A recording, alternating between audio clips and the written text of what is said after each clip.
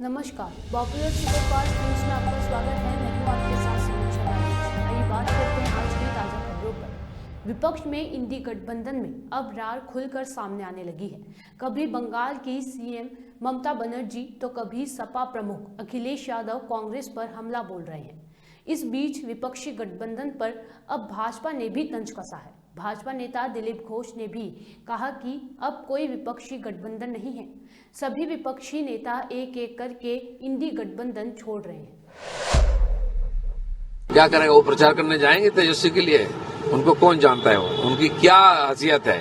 कितना % वोट है? आप सब घर बचाने में, अपना अस्तित्व बचाने में लगे हुए हैं।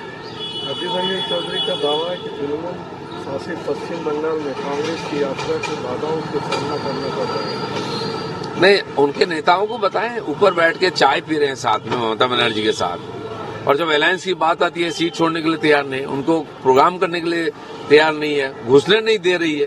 किसके साथ अलायंस करने जा रहे हैं? उनके कार्यकर्ता को जो मारते हैं, वजीरदार होते रहते हैं, कंप्लेन करते हैं, और उनके नेता दीदी को लेके मीटिंग करते हैं, उनकी प्रशंसा करते हैं। जेडीयू नेता नीरज कुमार कहते हैं कि हमारे नेता नीतीश कुमार भ्रम दूर करें। मैं कहना चाहूंगा कि नीतीश कुमार ने कभी कोई भ्रम पैदा नहीं किया और राजनीति में हमेशा आगे रहकर नेतृत्व किया है। ये उनकी पार्टी की समस्या है। लोग संदेह कर रहे हैं, गलत खबरें आ रही हैं, तो स्वाभाविक है, पब्लिक जानना चाहती घटना क्या है, नीतीश बाबू क्या करेंगे, फिर पलटू राम बनेंगे कि लोगों की उम्मीद पर खड़े रहेंगे। नीतीश कुमार के बीजेपी गठबंधन में शामिल होने संकेत के बीच तेजस्वी यादव राज्यपाल के कार्यक्रम में शामिल नहीं हुए। बिहार में घमासान लगा हुआ है। इस प्रकार मौकापरस्ती जो जोट बनता है ना, जो आदमी टिकता नहीं है। इनकी ये प्रॉब्लम है कि ये 2 साल अलग नहीं रह सकते हैं और 1 साल साथ भी नहीं रह सकते हैं। ये जो राजनीति है, इसमें देश की नुकसान हो रही है। 24 के इलेक्शन में इसकी सब साफ हो जाएगी। पब्लिक इसको देखने के लिए तैयार नहीं है। समाजवादी पार्टी के प्रमुख अखिलेश यादव ने कहा, हमें उम्मीद है कि नीतीश कुमार एनडीए में नहीं जाएंगे और भारत गठबंधन को मजबूत करेंगे। अब उनकी उम्मीद पर वो खड़े रहे। अब वो उम्मीद करने से क्या फर्क पड़ता है? नीतीश बाबू क्या करेंगे तो उन पर निर्भर है। लोकसभा चुनाव 2024 में अब ज्यादा वक्त नहीं बचा है। उससे पहले बिहार की राजनीति गर्मा गई है। बिहार की मौजूदा राजनीति स्थिति पर कांग्रेस नेता प्रेमचंद मिश्रा का कहना है कि सत्ता में बैठे लोगों को भ्रम की स्थिति को खत्म करना चाहिए और स्पष्टता लानी चाहिए। जो भी खबरें आ रही हैं, उससे एक भ्रम की स्थिति बिहार की राजनीति में पैदा हुई है और असमंजस बना हुआ है। कोई स्थिति को स्पष्ट नहीं कर रहा है, आखिर ये वजह क्यों बन गई है। जो खबरें आ रही हैं, उस हिसाब से तो लगता है कि नीतीश जी फिर पाला बदलेंगे। जदयू की तरफ से कोई क्लैरिफिकेशन नहीं आ रहा है, भ्रम को दूर करने की कोई कोशिशें नहीं हो रही हैं। तो मैं समझता हूं यह किसी भी राज्य के लिए, उसकी सरकार के लिए अच्छी स्थिति नहीं है। कभी उधर कभी उधर, ऐसे माहौल में तो विश्वसनीयता की कमी हो जाती है, जो हो गई है बिहार में। तो इस भ्रम की स्थिति को दूर करना चाहिए सत्ता में बैठे लोगों को। कांग्रेस भी चाहती है कि जल्द से जल्द असमंजस की स्थिति को दूर करना चाहिए। सुशील मोदी बोलते हैं कि राजनीति में दरवाजे कभी परमानेंट बंद नहीं होते हैं। सुशील मोदी जी कब क्या बोलते रहे हैं, हाल फिलहाल तक, कल परसों तक, और आज क्या बोल रहे हैं, वो अपने आप में बताने को पर्याप्त है कि आयाराम गयाराम पॉलिटिक्स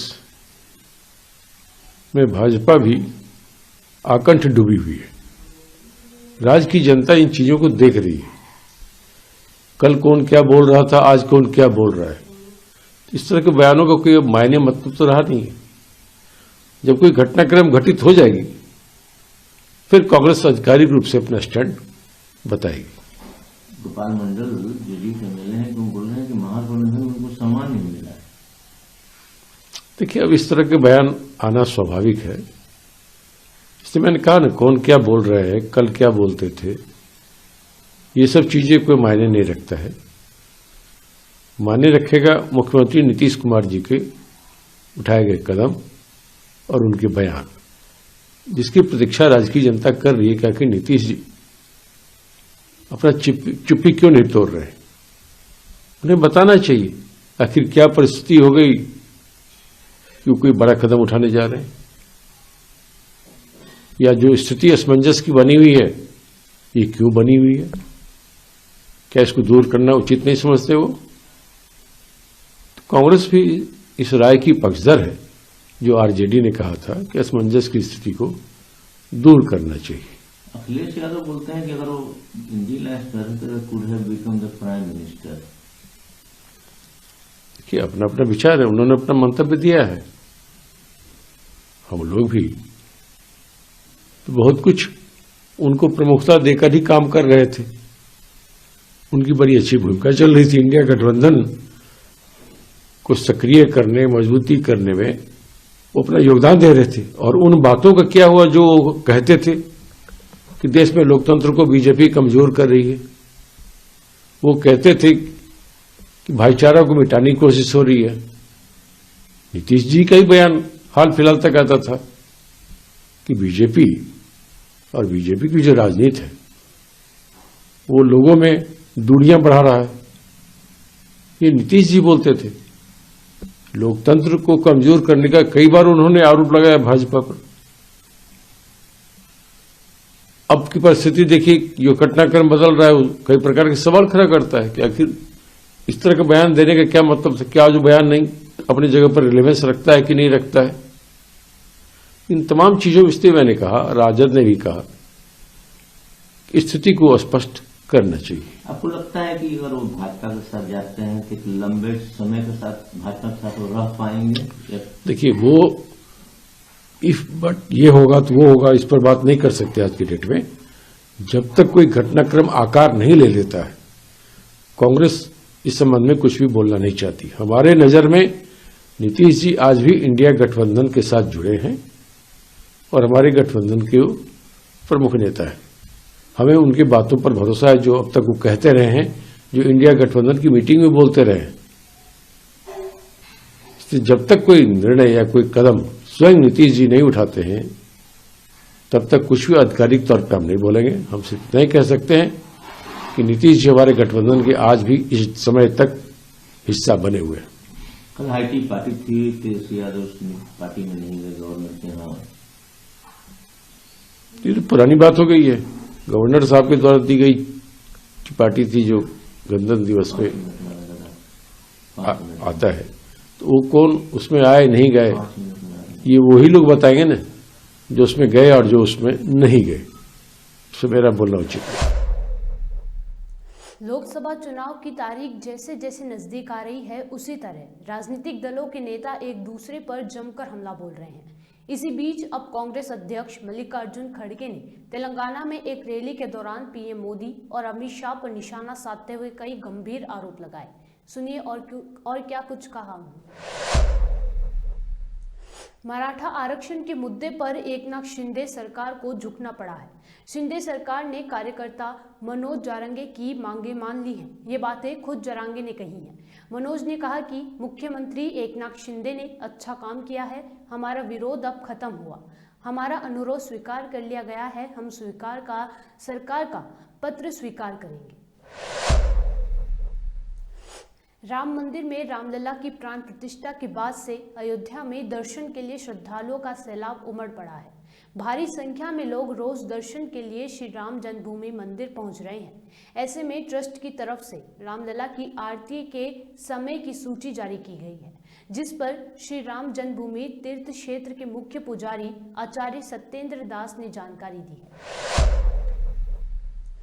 6 बजे सिंगार आरती होने के बाद में पट खुल जाएगा और भक्तों के दर्शन होते रहेंगे। इतनी भीड़ है कि जिसके कारण से यह नियम बनाया गया है कि जिससे भक्तों को दर्शन होने में सुविधा हो, इसलिए सारे नियम बनाए हैं और सबको सार्वजनिक किया गया है कि इतने इतने समय पर आएँ और भगवान रामलला का दर्शन करें। 4 बजे सवेरे मंगला आरती, उसके बाद 6:30 बजे सिंगार आरती और 6:30 बजे सिंगार आरती होने के बाद में पट खुल जाएगा और भक्तों के दर्शन होते रहेंगे।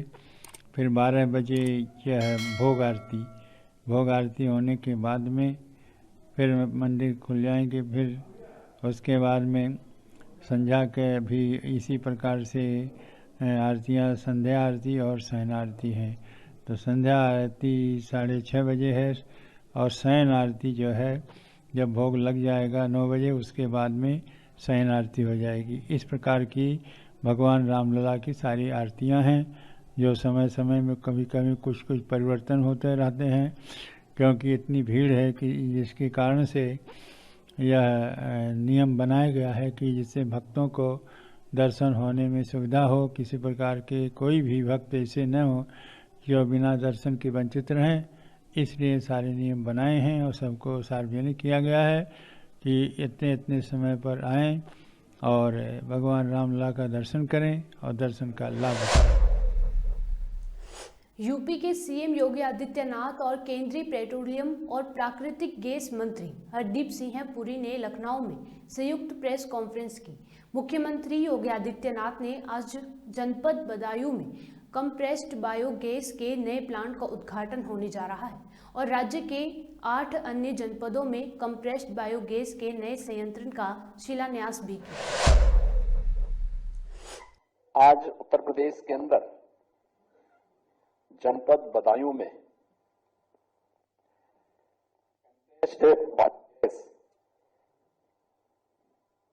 कंप्रेस्ड बायोगैस के एक नए प्लांट उद्घाटन होने जा रहा है और राज्य के 8 अन्य जनपदों में कंप्रेस्ड बायोगैस के नए संयंत्र जो भारत सरकार की Indian oil corporation, Hindustan petroleum और भारत पेट्रोलियम ऑयल कंपनियों के माध्यम से स्थापित की जाएंगे, उनका शिलान्यास का भी कार्यक्रम संपन्न होगा।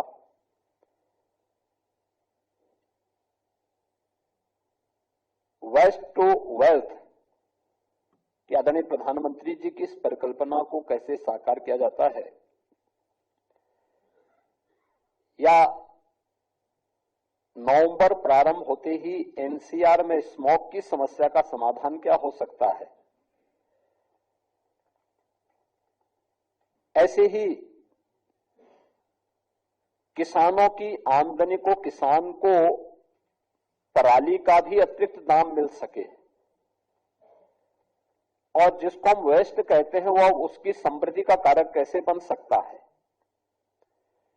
इन सब की दृष्टि से एक compressed biogas plant Uttar Pradesh के अंदर न केवल पर्यावरण की दृष्टि से बल्कि किसानों की आमदनी, नए रोजगार सृजन करने और अन्य प्रकार से निवेश के लिए भी एक नए क्षेत्र का प्रवेश आज इस दिशा में प्रारंभ होने जा रहा है। मैं इस अवसर पर अपना बहुमूल्य समय प्रदान करने के लिए माननीय श्री हरदीप सिंह पुरी जी का, केंद्रीय पेट्रोलियम सचिव श्री पंकज जैन जी का और उनकी पूरी टीम का हृदय से प्रदेशवासियों की ओर से स्वागत करता हूं। पत्रकार बंधुओं को गणतंत्र दिवस का हार्दिक शुभकामनाएं देना चाहता हूं और प्रभु राम के अपने जन्मभूमि पे लौटने की जो खुशियां मनाई जा रही हैं, सिर्फ भारत में ही नहीं पर विश्व भर में, और जिस शानदार तरीके से ये काम हुआ है, ये सब इसके बारे में आपको हार्दिक शुभकामनाएं और आपका धन्यवाद। सिर्फ मेरी ओर से नहीं, दुनिया भर से इसकी प्रशंसा हो रही है। और अभी आपके सहयोगी ट्रांसपोर्ट मिनिस्टर जो मेरे साथ थे, मैंने उनसे पूछा कि कितनी फुटफॉल है, तो उन्होंने बोला 5 लाख से अधिक। तो मैंने सिर्फ अपने आप को और उनसे भी कहा कि मुझे लगता है कि आने वाले समय में ये 5 लाख से भी अधिक होगी, जैसे जैसे कनेक्टिविटी बढ़ती जाएगी और ये अंतर्राष्ट्रीय जो धार्मिक टूरिस्ट सेंटर्स हैं, ये वहां पे उसके उतने तक उसे आगे पहुंचेगी। माननीय मुख्यमंत्री जी, पिछले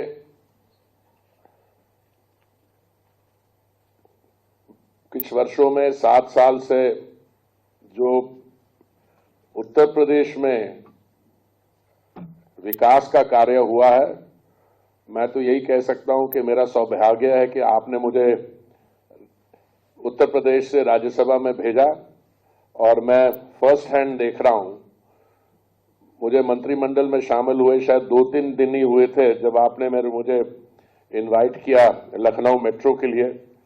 ना सिर्फ मेट्रो, सिविल एविएशन, एयरपोर्ट्स, और कहाँ था एक जमाने में हम उत्तर प्रदेश को वो बीमारू स्टेट्स में कैटेगराइज करते थे, और अब दुनिया भर से यहाँ पे लोग इन्वेस्टमेंट की बात करते हैं। बाकी भारत की स्टेट से भी यहाँ पे मैं समझता हूँ बहुत इन्वेस्टमेंट यहाँ आ रही है, और इसकी मैं आपको बधाई देना चाहता हूँ।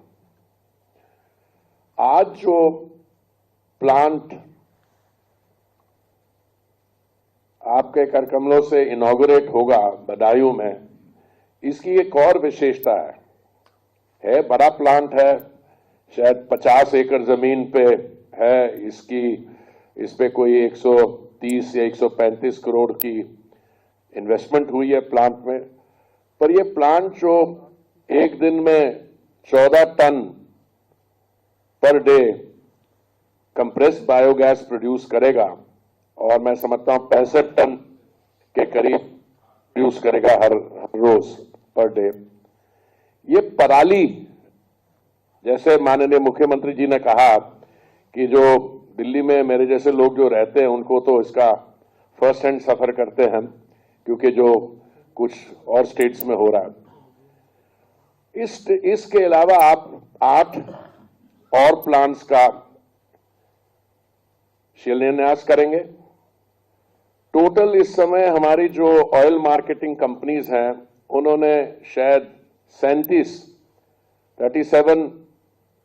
प्लांट्स के लिए आपकी स्टेट एडमिनिस्ट्रेशन का मैं अपना धन्यवाद। आपकी इतनी क्लियर डायरेक्शंस हैं, इनके लिए तो ऑलरेडी लैंड आइडेंटिफाई हो गया, पर हमारा एम्बिशन लेवल उत्तर प्रदेश में हमेशा थोड़ा ऊंचा रहता है, और आपने इंडिकेट किया कि आने वाले कुछ ही समय में 100 ऐसे प्लांट और हमारी ऑयल मार्केटिंग कंपनीज यहां बनाएंगी। मैं 1-2 मिनट लेना चाहूंगा आपको एक कॉन्टेक्स्ट सेटिंग करने के लिए कि जब माननीय प्रधानमंत्री जी ने दायित्व संभाला दिल्ली में 2014 में,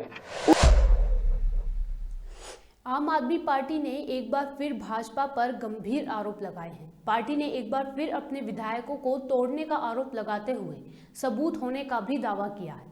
दिल्ली के मुख्यमंत्री अरविंद केजरीवाल का कहना है कि हमारे विधायकों को 25-25 करोड़ रुपए का ऑफर दिया गया। आप विधायकों को तोड़ने के सबूत जल्द ही सार्वजनिक किए जाएंगे। ऑपरेशन लोटस 2.0 की शुरुआत करी है। भारतीय जनता पार्टी आम आदमी पार्टी की चुनी हुई सरकार को गिराने की कोशिश कर रही है। पिछले कुछ दिनों में आम आदमी पार्टी के 7 विधायकों को भारतीय जनता पार्टी ने संपर्क किया है। उनको संपर्क करके कहा है कि हम अरविंद केजरीवाल को गिरफ्तार करने वाले हैं। अरविंद केजरीवाल की गिरफ्तारी के बाद हम आम आदमी पार्टी के विधायकों को एक एक करके तोड़ेंगे। उन्होंने कहा कि हम आम आदमी पार्टी के 21 विधायकों के संपर्क में हैं। उन 21 विधायकों के माध्यम से हम दिल्ली की चुनी हुई सरकार को गिरा देंगे। भारतीय जनता पार्टी ने हमारे इन 7 विधायकों को 25-25 करोड़ रुपए का ऑफर दिया आम आदमी पार्टी छोड़कर भारतीय जनता पार्टी में आने के लिए। ये operation lotus Bharatiya Janata party पहली बार नहीं कर रही है। Operation lotus Bharatiya Janata party का तरीका है कि जिन जिन राज्यों में उनकी सरकार नहीं बनती, वो पैसे देकर, डराकर, धमकाकर, सीबीआई और ईडी के केस करवाकर चुनी हुई सरकारों को गिराने की कोशिश करती है। भारतीय जनता पार्टी का यह ऑपरेशन लोटस कई राज्यों में चला है, जिसमें महाराष्ट्र, गोवा, कर्नाटका, अरुणाचल प्रदेश, मध्य प्रदेश में उन्होंने चुनी हुई सरकारों को गिराया है। और सिर्फ एक बार नहीं, कई राज्यों में तो कई बार विधायकों को खरीदकर, धमकाकर चुनी हुई सरकारों को गिराया है।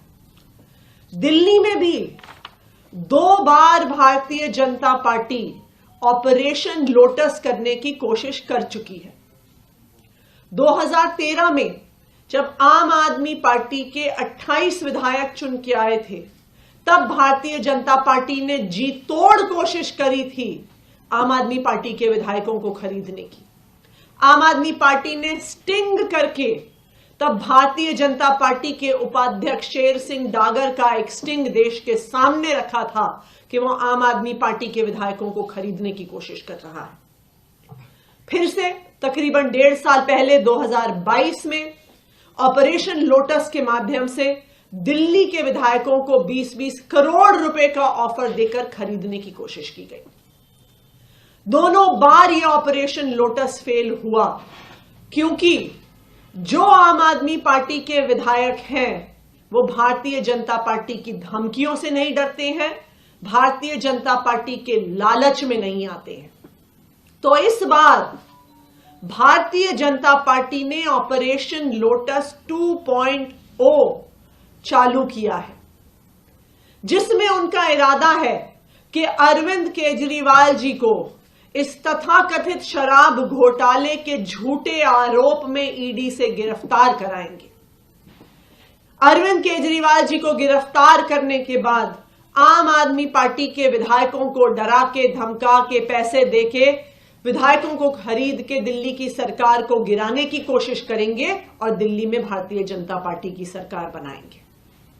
तो आज जो हम बार बार देख रहे हैं कि अरविंद केजरीवाल जी के बारे में भारतीय जनता पार्टी के प्रवक्ता प्रेस कॉन्फ्रेंस करते हैं और कहते हैं कि केजरीवाल गिरफ्तार होने वाला है, केजरीवाल जेल जाने वाला है, केजरीवाल को ईडी अरेस्ट करेगी, केजरीवाल को सीबीआई अरेस्ट करेगी, और उसके बाद जो समन्स आते हैं उसका सिर्फ एक ही कारण है कि अरविंद केजरीवाल पर झूठे आरोप लगाकर दिल्ली की ये लोकप्रिय सरकार गिराने की कोशिश की जा रही है। लेकिन मैं भारतीय जनता पार्टी को यह बताना चाहती हूं कि आम आदमी पार्टी के नेता, आम आदमी पार्टी के विधायक तुम्हारी धमकियों से डरने वाले नहीं हैं। आम आदमी पार्टी के विधायक तुम्हारे लालच में आने वाले नहीं हैं। दिल्ली के लोगों ने भरोसा करके अरविंद केजरीवाल जी की आम आदमी पार्टी की सरकार को 2-2 बार भारी बहुमत से जिताया है। हम दिल्ली के लोगों के लिए काम करते रहेंगे। हम दिल्ली के लोगों के लिए अपना तन मन धन न्यौछावर करते रहेंगे। और अगर दिल्ली की चुनी हुई सरकार को गिराने के लिए अरविंद केजरीवाल जी को जेल में डाला तो दिल्ली की जनता इसका मुंह तोड़ जवाब देगी। आने वाले लोकसभा चुनाव में मुंह तोड़ जवाब देगी। अगर अरविंद केजरीवाल को गिरफ्तार किया तो भारतीय जनता पार्टी, जिसके पास आज दिल्ली की 7 लोकसभा की सीटें हैं, 0 पर सिमट जाएगी, क्योंकि दिल्ली के लोग अरविंद केजरीवाल पे और आम आदमी पार्टी की सरकार पे जो प्रहार हो रहा है उसे कभी भी स्वीकार नहीं करेंगे। इजराइल वायुसेना द्वारा लेबनान के 2 गांवों में 3 स्थानों पर हवाई हमले करने के बाद 4 हिजबुल्लाह लड़ाके मारे गए। इजरायली लड़ाकू विमानों ने शुक्रवार को लेबनान के बीट लाइफ और डेर आमेस गांव पर हमला किया। ये हमले हिजबुल्लाह द्वारा सीमा पर इजरायली बलों पर इस मिसाइल और रॉकेट हमले करने का दावा करने के बाद हुए। यमन के हूती विद्रोहियों ने कहा कि उसने अदन की खाड़ी में एक ब्रिटिश तेल टैंकर पर नया मिसाइल हमला किया, जिससे उसमें आग लग गई। हूती सैन्य प्रवक्ता सारिया ने अल मसीरा टीवी समूह द्वारा प्रसारित एक बयान में कहा कि हमारी सेना ने शुक्रवार को अदन की खाड़ी में ब्रिटिश तेल जहाज मार्लिन लुआंडा को मिसाइलों से निशाना बनाया। हमला सटीक था और जहाज में आग लगी। इस साल तो बर्फबारी होने का पूर्वानुमान भी जनवरी के अंतिम एवं फरवरी के पहले सप्ताह में है, इसलिए सर्दी भी इस साल लंबी खिंचने वाली है। बदलते मौसमी परिदृश्य में ही 16 सालों में दूसरी बार जनवरी का महीना इतना सूखा है। इसके लिए मौसम वैज्ञानिक जलवायु परिवर्तन के साथ साथ मजबूत पश्चिमी विक्षोभों को इसका अभाव बड़ी वजह बताया जा रहा है। सुपरफास्ट टॉप 10 न्यूज में आज के लिए सिर्फ इतना ही। देश और विदेश की तमाम बड़ी खबरों से जुड़े रहने के लिए देखते रहिए पॉपुलर टीवी। धन्यवाद।